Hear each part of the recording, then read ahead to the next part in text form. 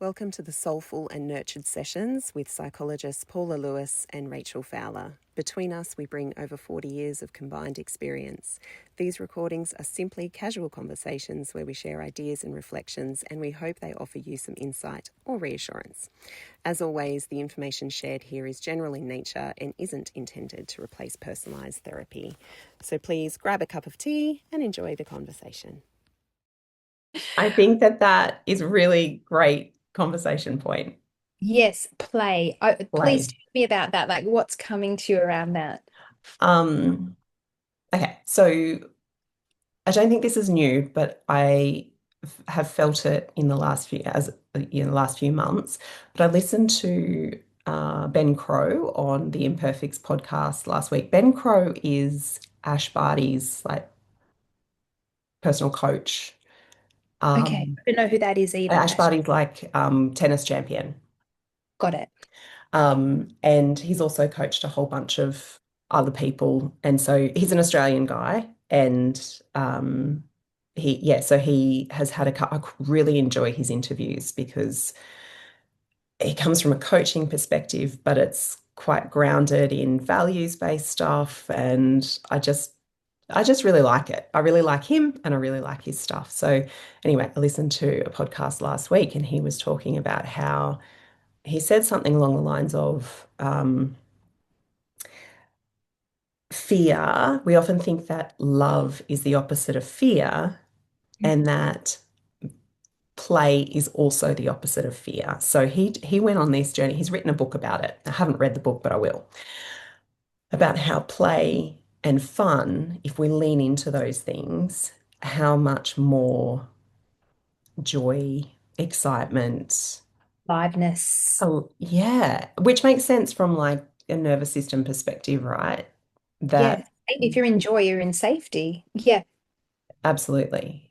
And we Yeah. probably, we also need to acknowledge that I guess if you can't access play and you can't access joy and you can't access safety, then that's really fair. But Definitely. and there have been times, that in the past that you feel so stuck and even in just that thought of, am I good enough? Am I worthy? Is this okay? Like, shouldn't I be doing this? And you get stuck in that critical self-talk. Um, Definitely. and then if you, so you, what you and I have spoken about historically is how somatic therapy has shifted for us, how that's been really powerful in shifting out of that Yeah. um, frozen, stuck, anxious space in order to get to feeling calmer or feeling more self-accepting. Um, so what we just were talking about here is how do we lean into play? How do we lean into fun? Yeah.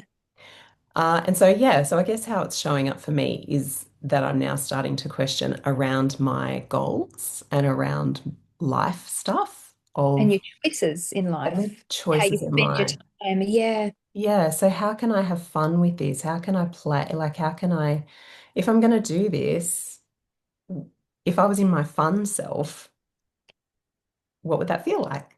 And how Uh, would that look? Or what would I choose to do?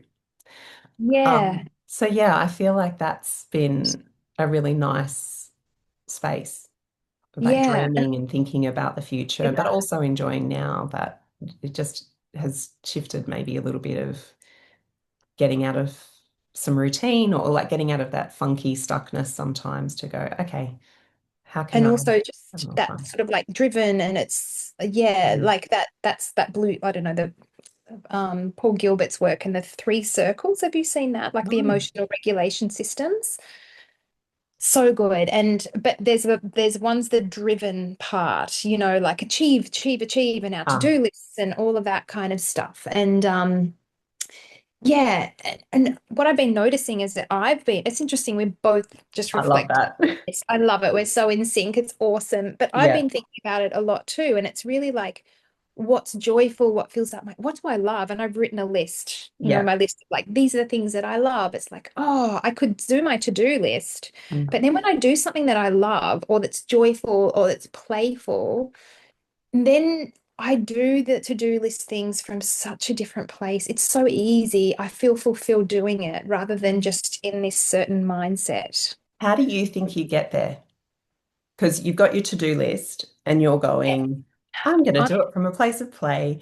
So well, yeah, how but do I you think do that? How do you if do I it? do play first, if I do, which is the green circle, and I will send through the link of Who this, is it? What's his name? Paul Gilbert, Paul emotion Gilbert. focused therapy, and he talks about the three different emotion regulation systems. Mhm. But if I go, okay, there's my to-do list, and then I check in with myself and my heart, I like check in with my body and my heart. I'm like, what do you really want right now? Mm. And it's I want to walk the dogs and jump in the cold pool. And then I do those things, and then it's like I move differently from a different place towards doing those other things. Yeah, it's so interesting. And like last night, I'm like, okay, I've got this long to-do list. And then my daughter's like, will you play handball in the house with me? And I usually would probably be like, no, I need to, I'm like, I played handball. We laughed. It was so much fun. I love And that. yeah, and then it was like, oh, doing everything else felt more joyful. Um, y- it may even be that you're gamifying it.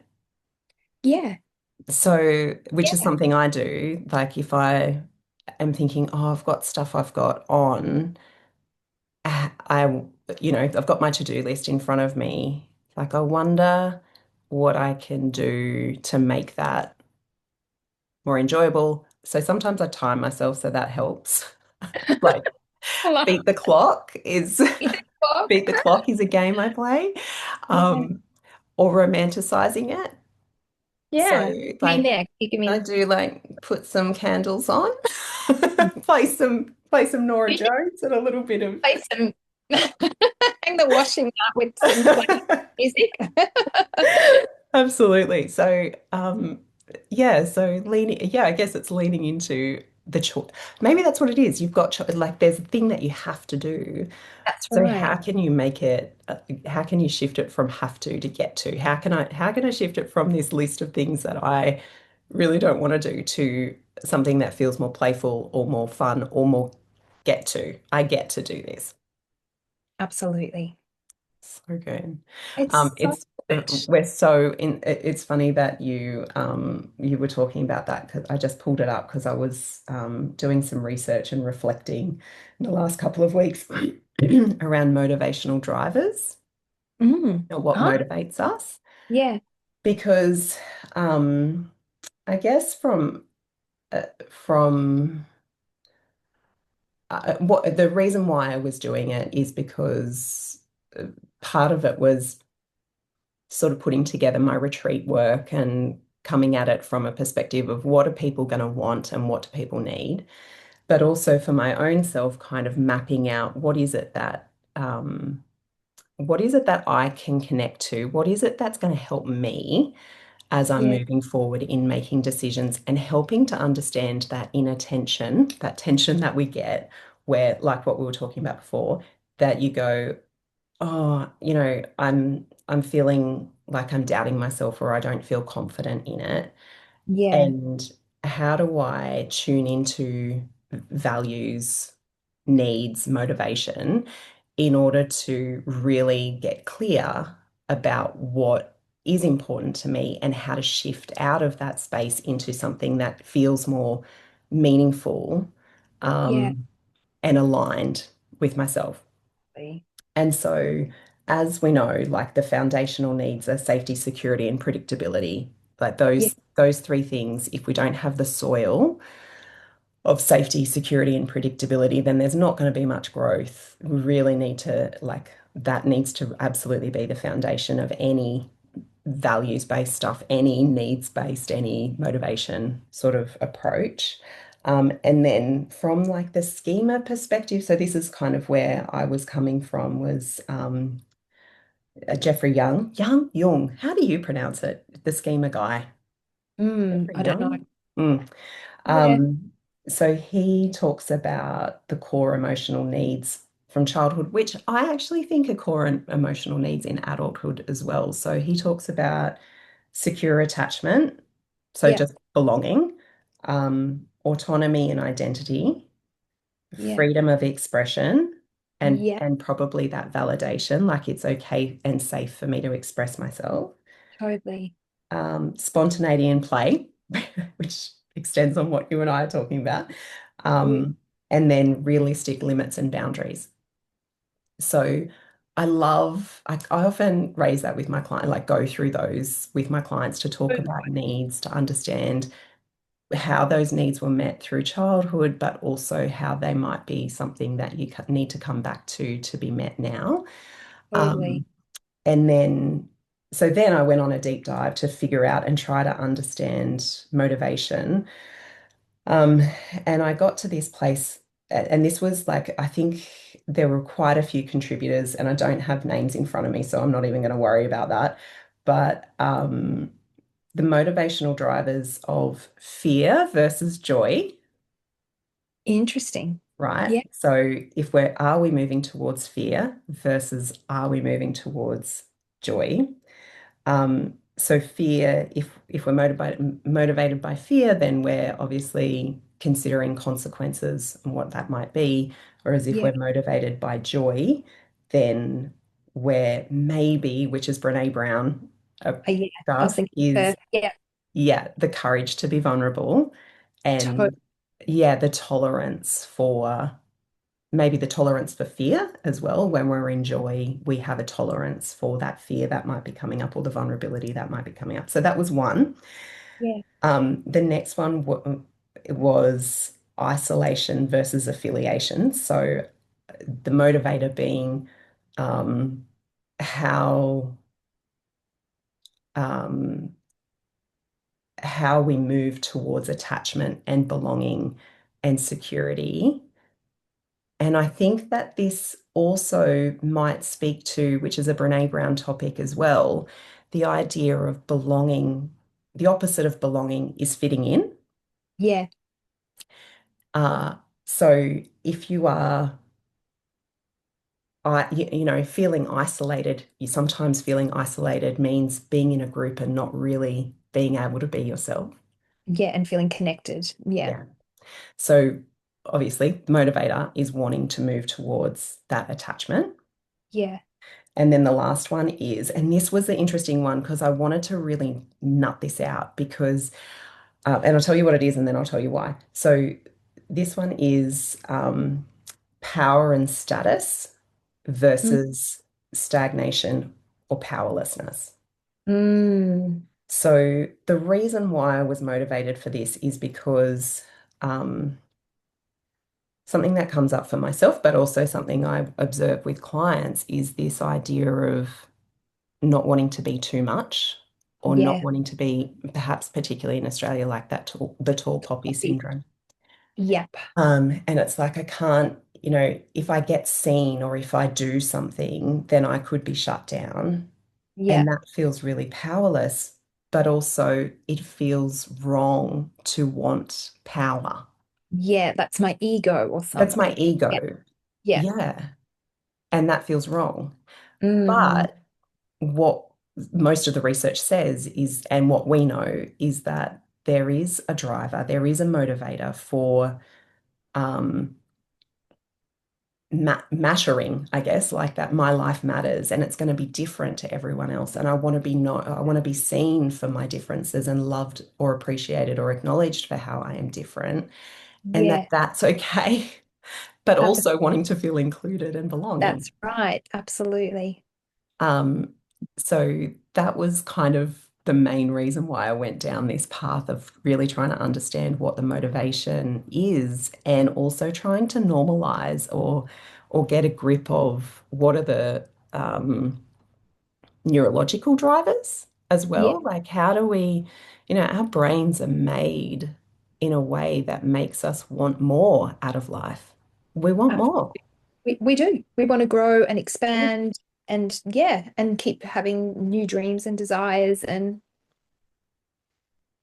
yeah, we want to grow and expand. Yeah. Yeah. Um, and we would absolutely normalize that in therapy. Yeah. And we would absolutely normalize and encourage that with our friends. Totally. And yet there is something that we also experience within ourselves that is probably a common experience for maybe for women, but perhaps in general, which is The cultural aspect to that, I think. yeah, Yeah. is how like is it okay? I need permission to, or is it okay? Or I I'm afraid of the consequences of what would happen if I had influence or mastery or power. Yeah. Yeah, And absolutely. And I think people can confuse, there's that difference between power over, and we see people Mhm. in power and we're like, oh, I don't want to be like that. But then there's just power to, like power to live our full life that we're here to live. Yeah. Absolutely, And then that actually absolutely serves humanity, ourselves and humanity. nailed it. Which is actually the self-actualization, right? Is when It you're able to come into yourself and know who you are totally. and maybe honoring and seeing, witnessing those parts of ourselves that is not, that might not be as easy or pleasant or acceptable, Yeah. and doing the thing that we want to do anyway.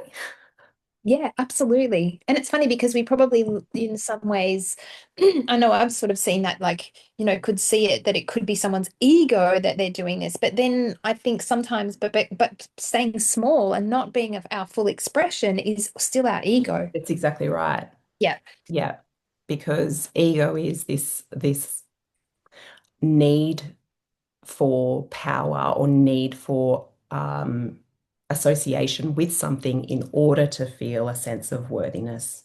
absolutely. So if I will feel good when Yes. I am famous Yeah. versus which might be ego based Yeah. versus um, the part of you that says, I must stay small in order to stay safe. I have to hide these parts of myself because if anyone sees that, that's not okay.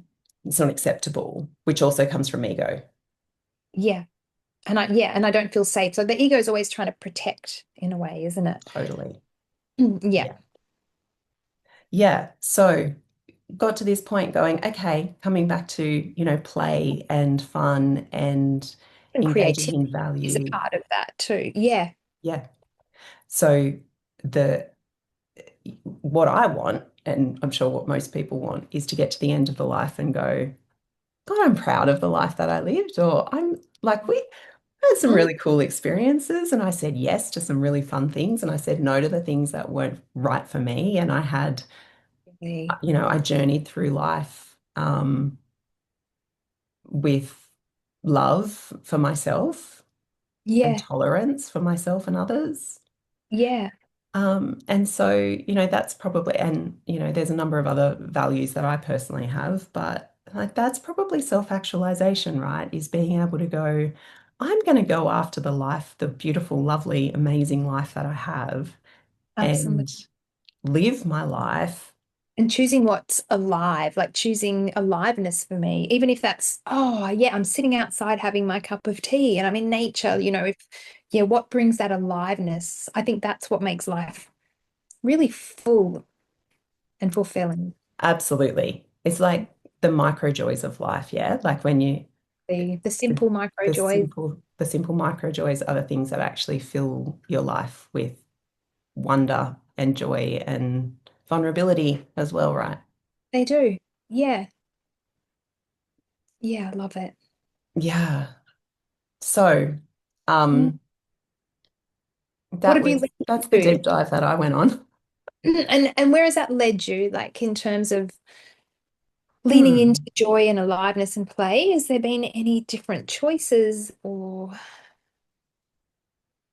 I think I'm still exploring that, yeah, which is nice, but I probably feel like I'm giving myself permission to play, have fun, explore ideas, dream big.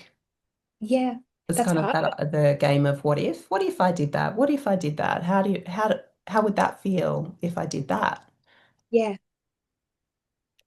Um, yeah, so if life went exactly how I really wanted it to go, what might that be? What paths might I take?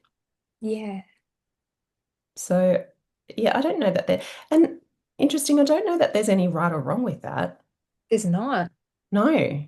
And it's going to change, isn't it? But it's just Mm. staying connected and attuned and listening to that And flexible. and flexible. And maybe the point of it too is that that is the fun and the joy and the vulnerability of life and the pursuance of dreams and goals and moving towards something. Yeah, and the Mm. adventure. And And it is part of the adventure. Yeah. Because yeah, getting there, we know the research says that getting there is not where we get the most joy. no, It's the journey that gives us the most joy.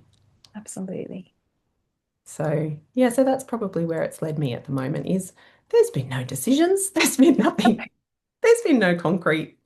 There's been nothing concrete that's come out of that. It's just been more of a going, okay, well, maybe I can give myself permission to dream big and know that that's part of the motivational factors. Like, I don't always have to be self-sacrificing. I don't always have to be meek and humble, and that No, there's a balance between holding my truth, which is that I care deeply and I'm sensitive and and I want people to know how much I care about them or that, I'm coming from a place, like you were saying before, coming from a place of generosity or sharing, um, for in service of, for the benefit of other people.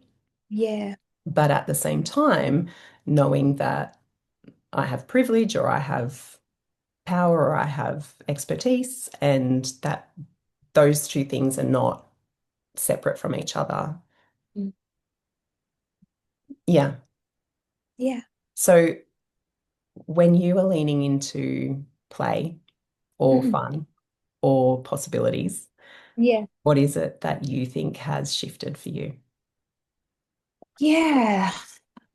I feel like again the starting point, and it's been linked to my yearly intent, my yearly guide, which is my two words, heartfully guided, where I'm yeah, where there's a moment where it's like, okay, I connect in with my heart first, as more, and I can feel that happening more. And I'm sort of like, oh, like, what do you really like? What do I really want? Mm, What feels right? And it's interesting because more and more, it's like I just want to express myself. mm, And yeah, and it's interesting because then I'm feeling like I feel more joy and I feel more of my aliveness and alignment when I do that. And so in some ways for me, like I've I love dancing and I've never done contemporary dance or anything before. Last week I did a contemporary dance class and I was amazing. the oldest in the class and the worst in the class, but I actually came away and went. And normally for me that would be like, oh my God, like shame, I'm not going to do it anymore. Lots of vulnerability.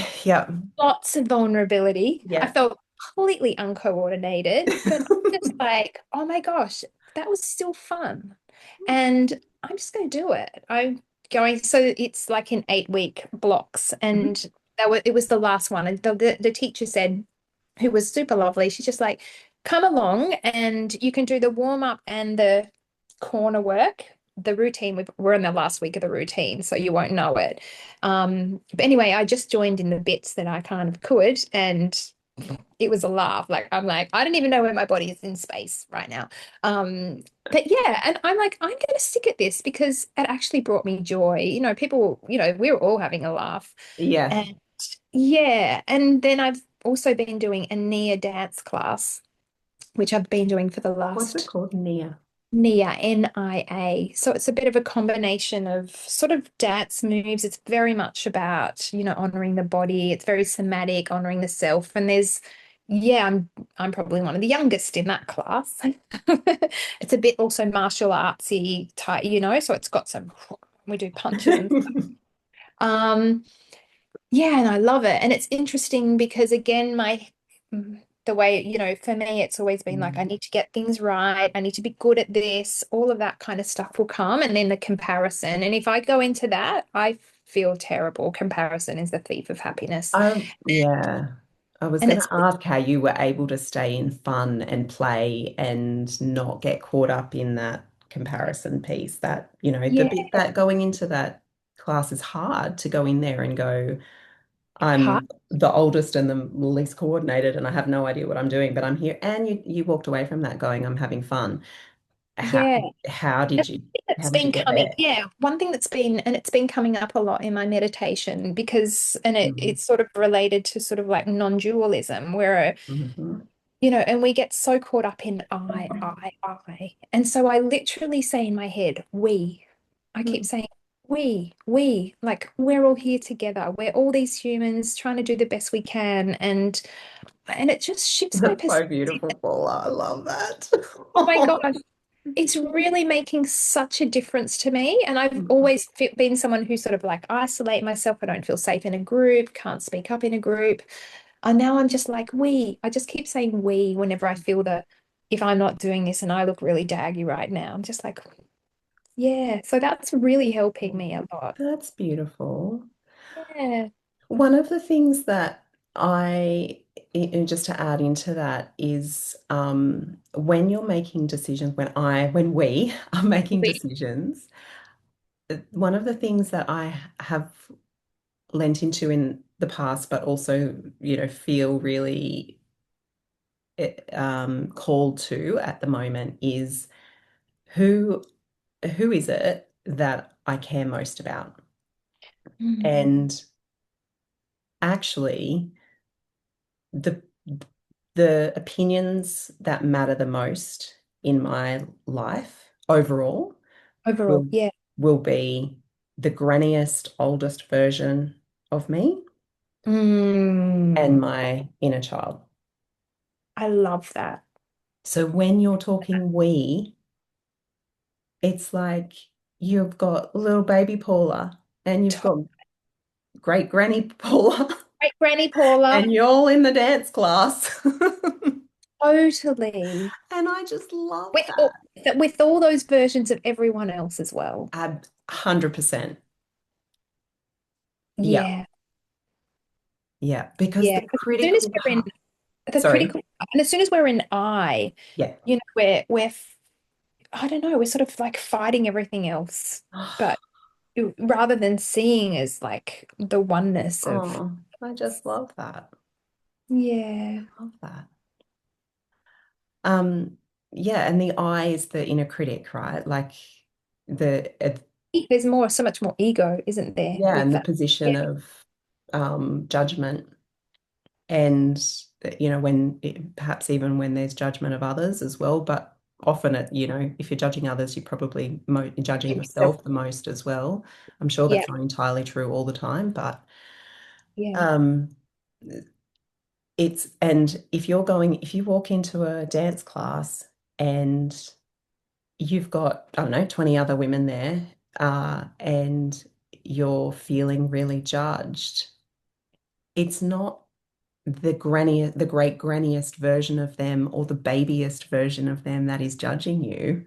no, It's whatever variant of themselves is there protecting something, because we know that that criticism comes from a place of protection totally, or absolutely, anger, yeah, which is probably not about you, Paula, if you're rocking up to a dance class.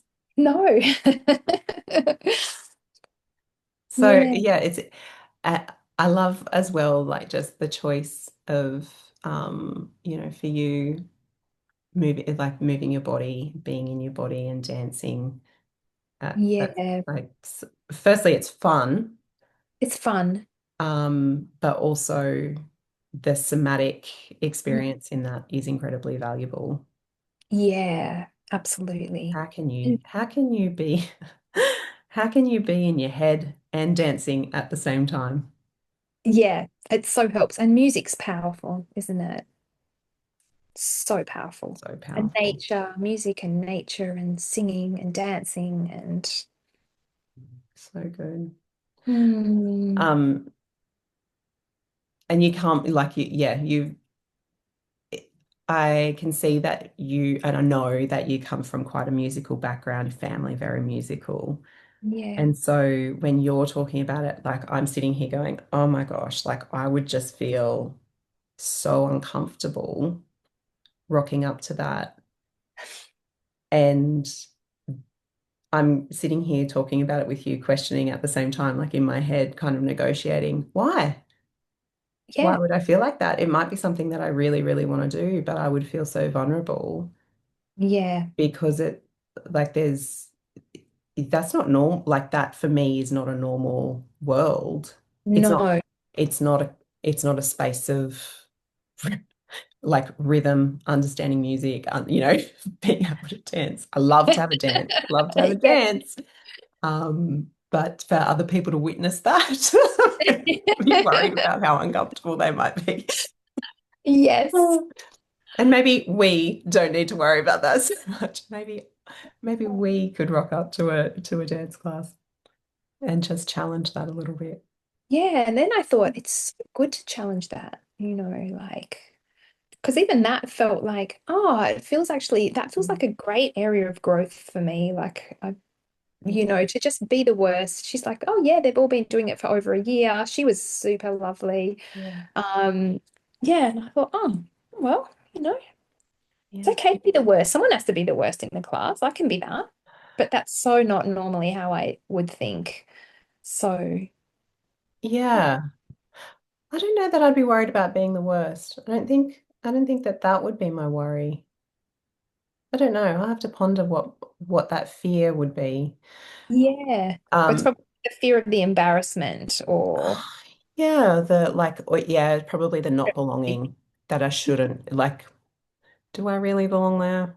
That would be the inner thought of not like, it's like, it would be okay that I would be the worst. It would be okay that I had no rhythm, but it would yeah, feel that's what it is. It's the physical sensation of not belonging there, that's not my space or place. yeah. And that's not the And truth. possibly being rejected because of that, maybe. Yeah. Well, again, somatically, what other people think is no worse than what my body is experiencing in that moment. No, So my body feels something, even if this environment is not the truth. exactly. Yeah. Yep. I shall write that down, and that shall be the thing. I love it. Yes. Shall be the thing that I work on for myself next.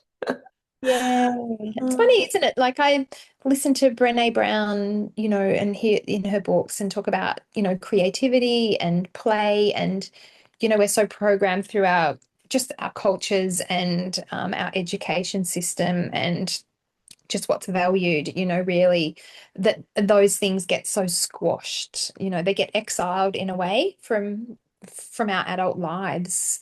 Um, and yeah, and I remember reading about those things and thinking, oh yeah, but now kind of understanding that more. And it's this, yeah, really seeing the energy of aliveness that creativity and expression and play, and just how that fills out our life so much more. Yeah. And while you're talking about that, it just reminded me of, I would not be comfortable rocking up to a dance class. But give me a textiles class, give me a craft class, if I had to create a outfit or Yes, sew your jacket, something, your jacket that you my made, your jacket, my dopamine jacket that I made, jacket. amazing amount of energy and like joy that brought me because I just got to be playful and creative and just do something spontaneous that my brain just created. I love it. And when you I when love you it. showed me pictures of you with that on, that brought me joy as Yeah, well. because my face was just completely lit Oh, up and with the joy and colors and play the and fun. yes. Yes.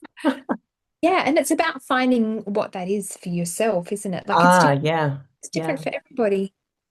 But I think there's also value in exploring Yeah. the possibility of what, coming back to what Brene Brown says is like, you want more joy in your life, you have to increase your capacity for vulnerability, your You do. tolerance, your resilience for vulnerability. So Yeah.